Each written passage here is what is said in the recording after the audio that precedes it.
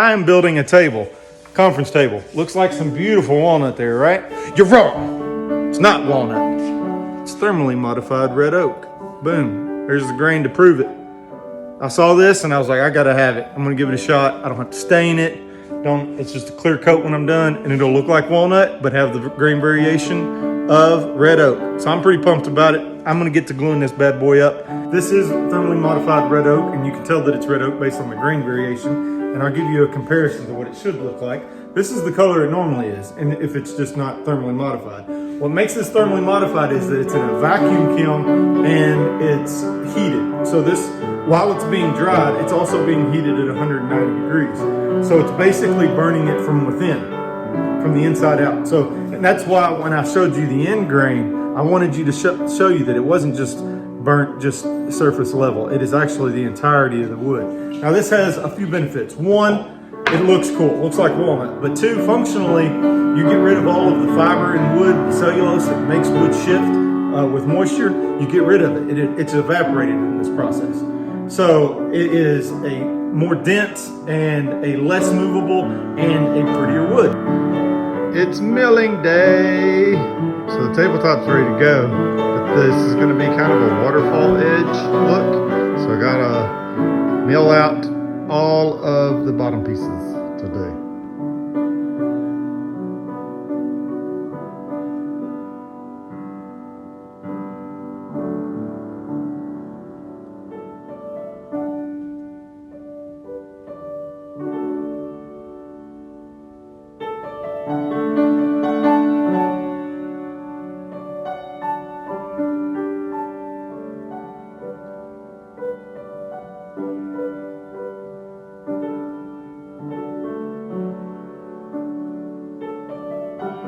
Made myself a finger joint here just to give a waterfall edge. Finger joint's pretty cool because you're gonna get this grain on one end, and then you're gonna get that pop of the end grain on the sides and on the top, kind of on this side where it shows through. But just want to kind of give you an idea of what she looks like. Got it clamped on the corners there to make everything good and tight.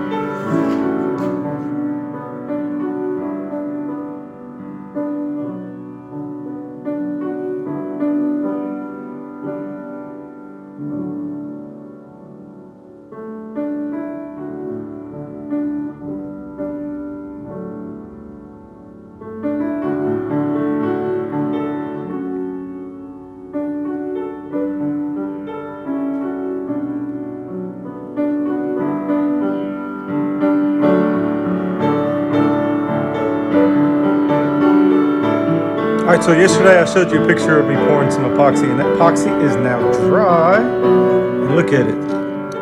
It just leaves like a little, I pulled the tape off and it just kind of exists. Now I'm gonna cut that excess off, sand it all flush. It's pretty close to the color of the wood, so if you didn't watch this video, you shouldn't know that I did that. I'll show you finished product later. All right, so later came very soon. Here, I've already sanded her down, didn't take very long. Check this bad boy out. Look at that. Epoxy's gone. You can't, I'm gonna even get closer. I'm gonna get closer.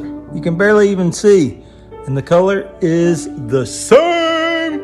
Exactly what I wanted. This is perfect. This is a great way to fix imperfections. You don't wanna have imperfections because you wanna be a good woodworker, but sometimes they happen. This is a good way to do it. Can't see. The finish I'm using here is Rubio Monocoat Pure 2C. And as you can see, I'm just squeegeeing it in. It doesn't matter if you go with or against the grain, just as long as you have full coverage. That's the goal. And then you just go back over it with a rag, wipe it in real good, any spots you may have missed. After you've done that, you just buff it with a second rag and you're done. It's beautiful.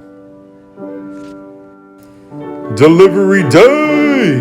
Man, I'm pumped about this table. 9 foot long, 4 foot wide, 3 foot tall, finger jointed waterfall edge. Now, as you can see, this is kind of a modern industrial space. It fits perfectly. Look at that grain, in grain, face grain, in grain. Very pleased. Thanks, folks.